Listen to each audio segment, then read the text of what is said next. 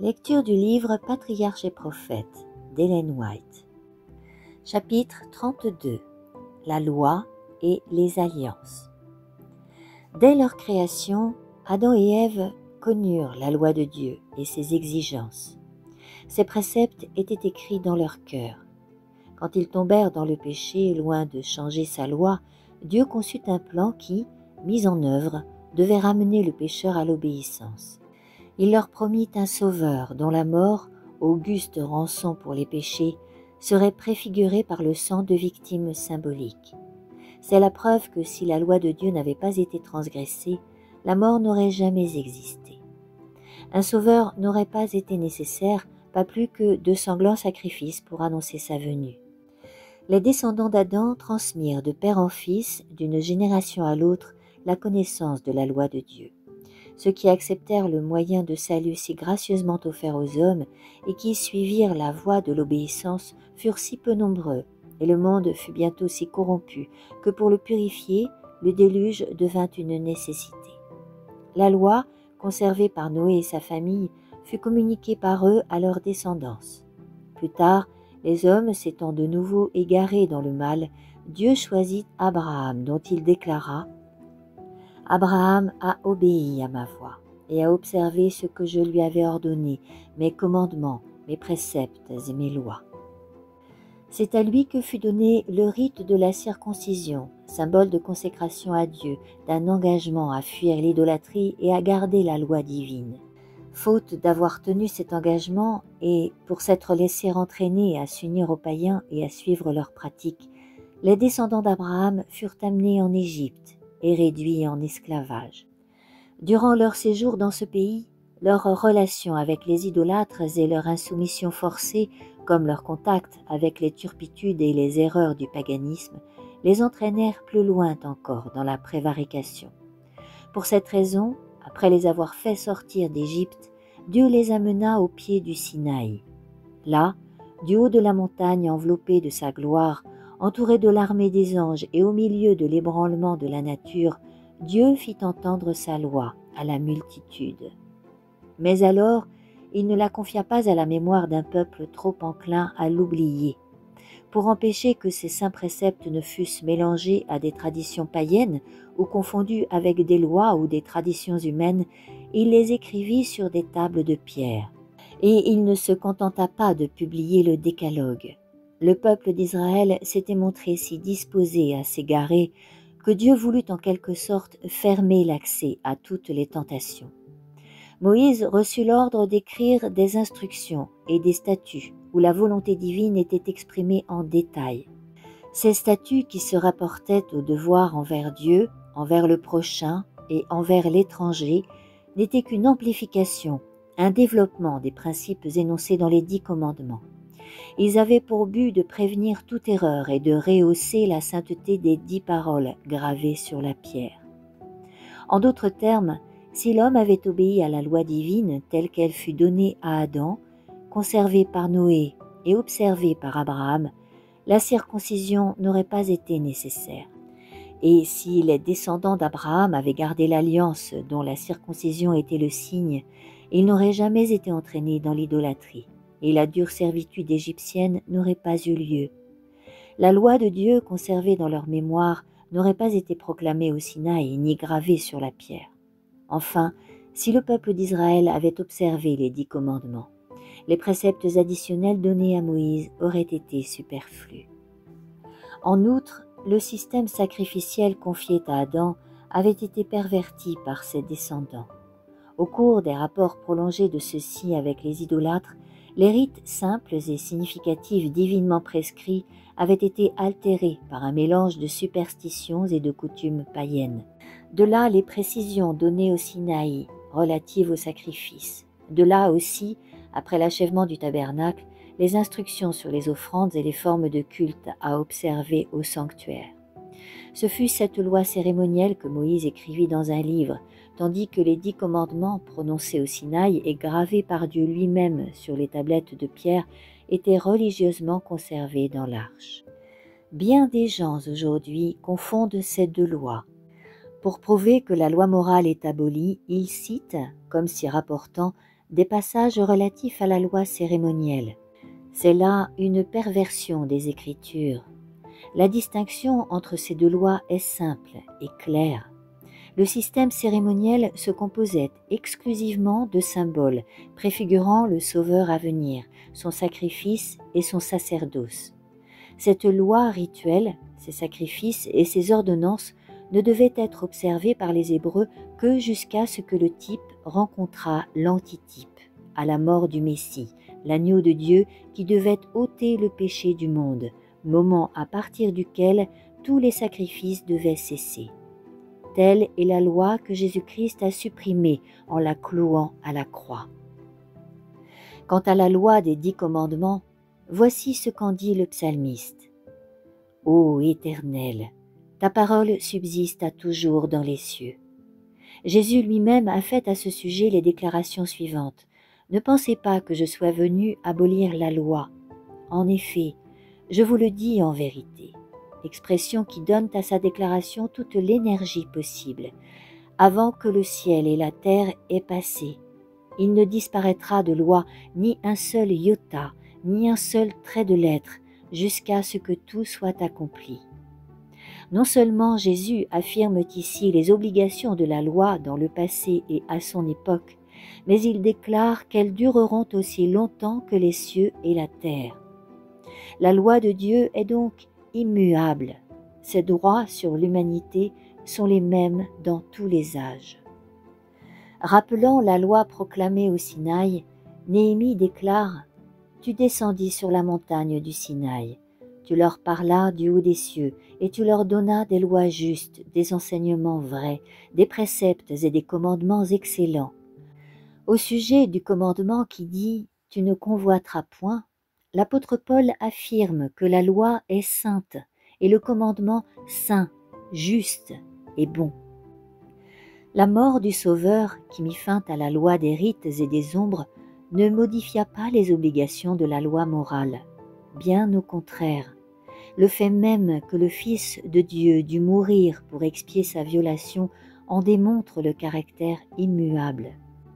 Ceux qui enseignent que Jésus est venu abolir la loi de Dieu et rendre caduque l'Ancien Testament parlent de l'économie judaïque comme d'une période de ténèbres et de la religion des Hébreux comme ne consistant qu'en rites et en cérémonies. C'est une erreur. La trace merveilleuse du grand « Je suis » se retrouve à travers toutes les périodes de l'histoire sainte, où sont racontées ses voies envers le peuple élu.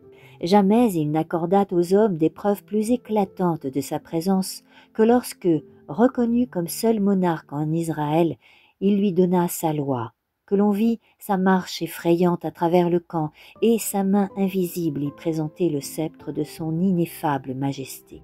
Ce ne fut pas seulement à l'avènement du Sauveur, mais à travers tous les siècles qui suivirent la chute et la promesse de la rédemption, que Dieu était en Jésus-Christ, réconciliant avec lui le monde.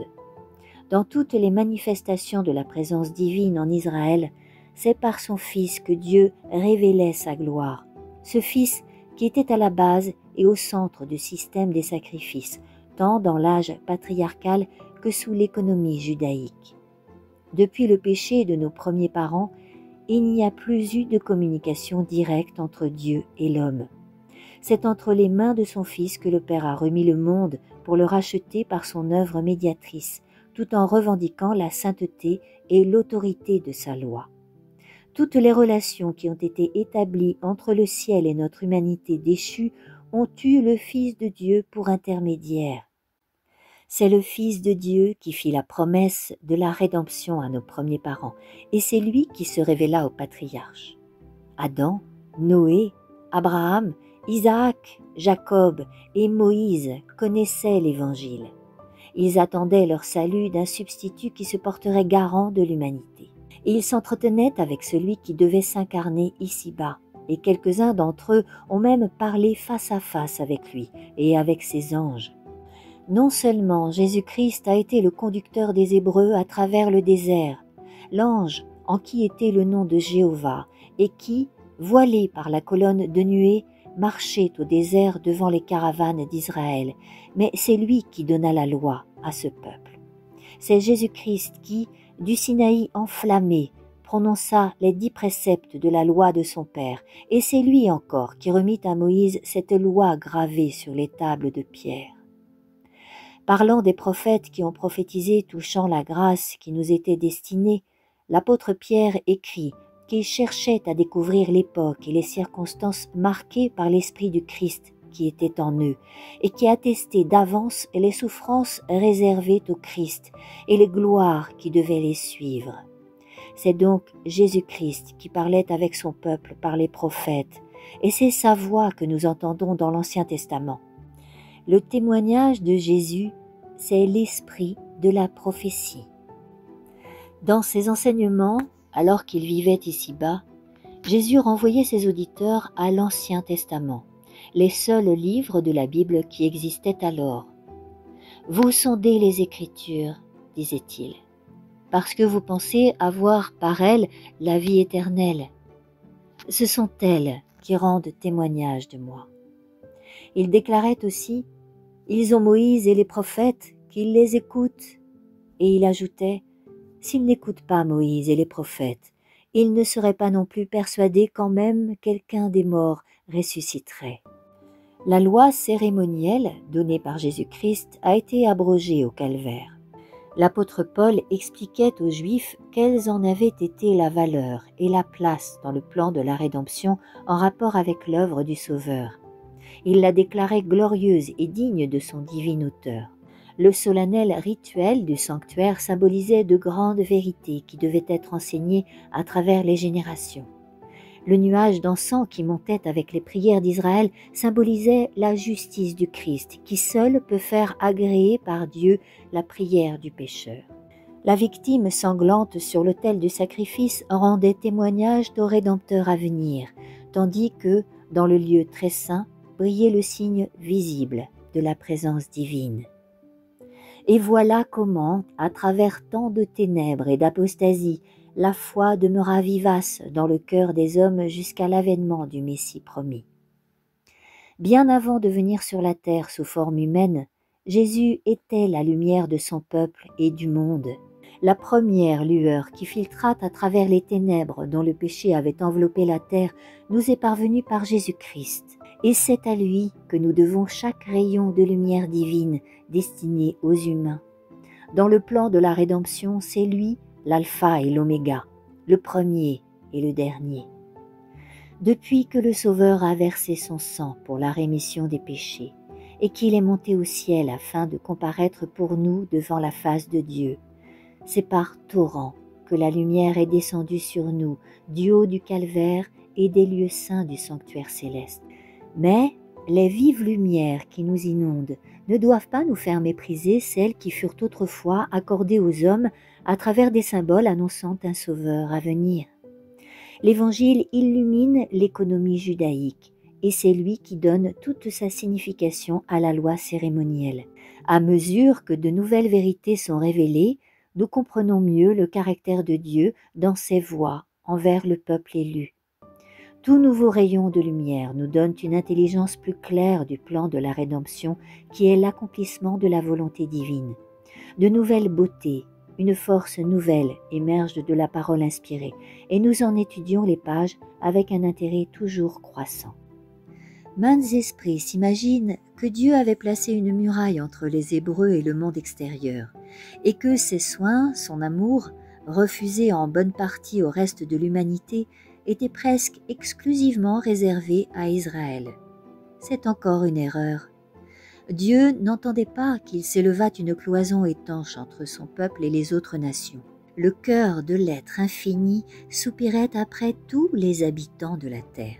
Quoique rejetés, il cherchait constamment à se révéler à eux pour les rendre participants de son amour et de sa grâce. Le peuple élu devait faire part aux autres des bénédictions divines. Ce fut le cas d'Abraham.